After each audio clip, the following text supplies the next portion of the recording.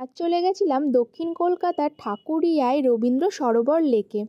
অনেক দিন ধরেই মনের ভিতরে ইচ্ছাটা ছিল যে এখানে ঘুরতে আসব, কিন্তু হয়ে ওঠেনি।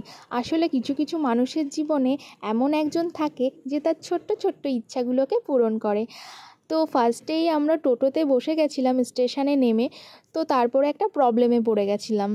তো যে টোটোতে আমরা গেছিলাম সেই কাকু তো ঠিকঠাক চিনতেই পারে না।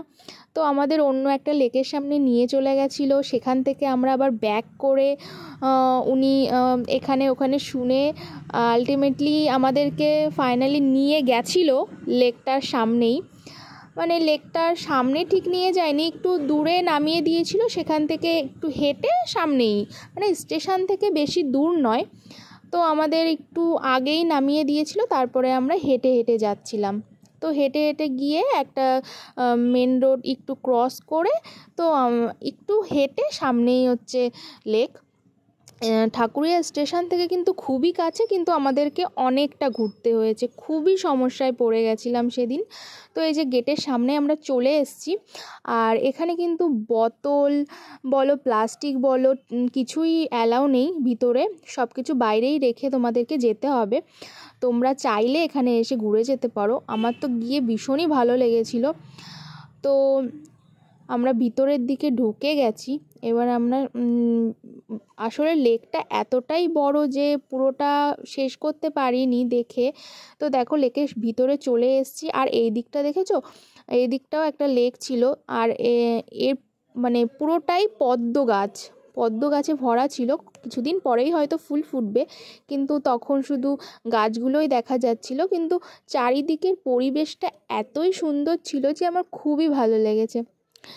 তো আমার তো ইচ্ছা আছে পরে আবারও যাব ঘুরতে, তবে বাড়ি থেকে একটু দূর হয়ে যায়, যার কারণে যাব অবশ্যই, কিন্তু রোজ তো আর যাওয়া যাবে না। যদি কাছেই বাড়ি হতো তো আমি তো রোজই চলে যেতাম। সত্যি কথা বলতে জায়গাটা খুবই সুন্দর। তো তোমরা চাইলে এখানে আসতে পারো ঘুরতে। আর এখানে কোনো টিকিটেরও ব্যবস্থা নেই, পুরোটাই ফ্রি। তো কলকাতার মধ্যে এত সুন্দর একটা জায়গা, অনেক সময় অনেককে আমি আসতে দেখেছি এখানে, কিন্তু আমি এই ফার্স্ট টাইম এলাম। আমার তো ভীষণ ভালো লেগেছে। আর এখানে তোমরা ফ্যামিলি নিয়েও আসতে পারো। তো খুব ভালো জায়গা। আর তারপরে আমরা একটু ঘুরে নিলাম, একটু ফটো তুললাম, একটু ভিডিও করলাম, কারণ বেশিক্ষণ থাকা যাবে না, আমাদেরকে বাড়িতেও ফিরতে হবে। আর বাড়ি থেকে তো অনেকটাই দূর। আসলে শিয়ালদা স্টেশন থেকে 2-3 স্টেশন পরেই ঠাকুরিয়া স্টেশন। দেখো এই জায়গাটা কি সুন্দর না। আর এখানে একটা বট গাছ আছে, মানে খুবই সুন্দর জায়গা, মানে নিলিবিলি একদম শান্তির জায়গা।